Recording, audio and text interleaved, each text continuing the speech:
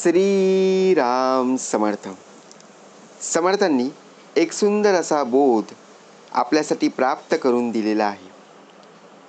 प्रत्यक्षात जर आपण पाहायला गेलो ना, आंधळ्याला जसा प्रकाशाचा अर्थ कळत नाही, त्याचप्रमाणे स्वतःचा विचार न करणाऱ्याला ग्रंथाचा अर्थ कळत नाही. समर्थ म्हणाले, कुणाच्याही अंतरी लागेल धक्का, ऐसी वर्तणूक करू नका आणि कुणालाही बोलू नका. का भाग दिलेला आहे बघा. ज्याला डोळे नाहीत त्याला प्रकाशाचं महत्त्व समजत नाही. आता प्रत्यक्षात जर आपण पाहायला गेलो, या देहाचा भाग चालू आहे. आज प्रत्यक्षात ही व्यक्ती बघा आंधळी आहे. या देहाला डोळे नाही आहेत. मग समोर प्रकाश आहे का काळोख आहे, बरोबर की नाही, हे कसं कळणार? कारण डोळेच नाही आहेत. परंतु आपल्याला डोळे असून सुद्धा बघा प्रत्यक्षात आपल्या डोळ्यासमोर अंधारी आलेली आहे. त्याचप्रमाणे स्वतःचा विचार न करणाऱ्याला ग्रंथाचा अर्थ कळत नाही.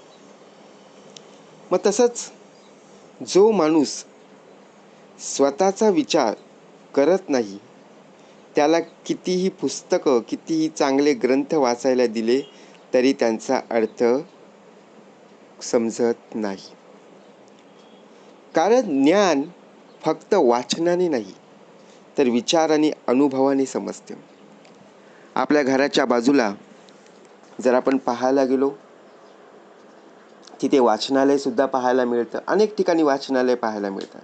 अनेक ठिकाणी ग्रंथालय असतात, लायब्ररी असते, बरोबर ना. अनेक ठिकाणी पेपर स्टॉल असतात. आपण काय करतो? फक्त वाचतो. वाचण्याने काय होतं? विचार कर.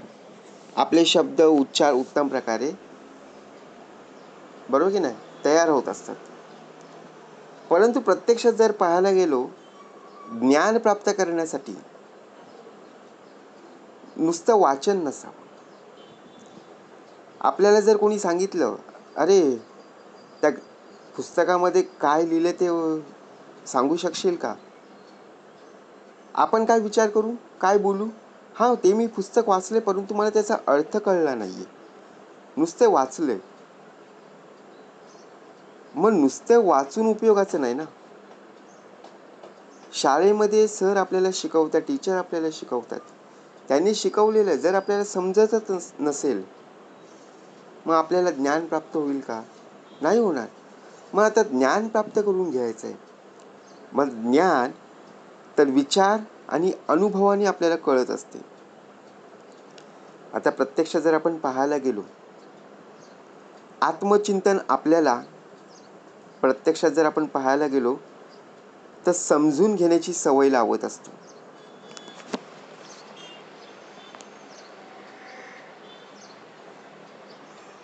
आता आपण आपल्या आयुष्यात आत्मचिंतन कशा प्रकारे करत असतो, कशा प्रकारे एखादी गोष्ट आपण समजून घेत असतो. नुसतं वाचन करून उपयोगाचं नाहीये. एखादा पेपर आपल्या समोर आलं आणि नुसतं आपण वाचत बसलो, त्याचा अर्थ आपल्याला कळला नाही, मग उपयोग काय? त्यावर विचार करता आलं पाहिजे. जर तुम्ही विचार करत असाल तरच ते गरजेचं आहे. स्वतःच्या वागणुकीत बदल केल्याशिवाय ज्ञानाचा उपयोग होत नाही. स्वतःच्या वागणुकीत कसा बदल होईल? समर्थ म्हणाले, बदल करायचा आहे परंतु स्वतःच्या वागणुकीत बदल झाला पाहिजे. म्हणून खरं ज्ञान म्हणजे आचरणात आणलेलं ज्ञान. ज्ञान कुठल्याही टपरीमध्ये किंवा दुकानामध्ये मिळत नाही ना, का पैशाने विकत घेता येतं? नाहीये. खरं ज्ञान हे आचरणात बघा प्रत्यक्षपणे आणायचं आहे. मग त्यासाठी आपलं आचरण सुद्धा मंगल असलं पाहिजे ना. म्हणून समर्थांनी सुंदर एक बोध आपल्यासाठी प्राप्त करून दिलेला आहे. एक मनुष्य देह रोज सकाळ संध्याकाळ धर्म, बघा प्रत्यक्षात जेवढी काही पुस्तकं असतील, जेवढे काही ग्रंथ असतील तेवढेच तो वाचत असायचा. पण त्याच्या वागण्यात काहीच बदल होत नव्हता. अनेक पुस्तकं वाचायचा, अनेक ग्रंथ वाचायचा, अनेक पेपर वाचायचा, परंतु त्याच्या वागणुकीत केव्हाही फरक पडला नाही, आजही पडला नाही. तो इतरांशी तरी वाईट वागायचा, खोटं बोलायचा. लोक विचार करायचे, अरे हा एवढा ग्रंथ वाचतोय, पुस्तकं वाचतोय, पेपर वाचतोय, तरी सुद्धा ही व्यक्ती खोटं का बोलते, हा इतरांशी वाईट का वागतो. एके दिवशी त्याला एक ज्ञानी व्यक्ती बघा प्रत्यक्षपणे भेटली आणि म्हणाली, तू ग्रंथ वाचतोस ना, तू पुस्तकं वाचतोस ना, तू पेपर वाचतोस ना, मग त्याचा अर्थ समजून घेतोस का. तो म्हणाला, मी रोज सकाळ संध्याकाळ वाचतो, परंतु मला समजत नाहीये. तर ती ज्ञानी व्यक्ती म्हणाली, जर तू त्यावर विचार करून आचरणात आणलं असतंस तर तुझ्या वागण्यामध्ये बदल नक्कीच दिसला असता. कशामध्ये? त्या आचरणात विचार करून. हे ऐकून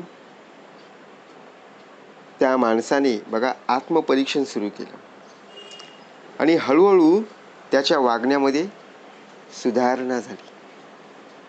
समर्थ म्हणाले, ज्ञानाचा खरा अर्थ समजण्यासाठी आत्मपरीक्षण आणि आचरण आवश्यक आहे, नुसतं वाचन पुरेसं नाही.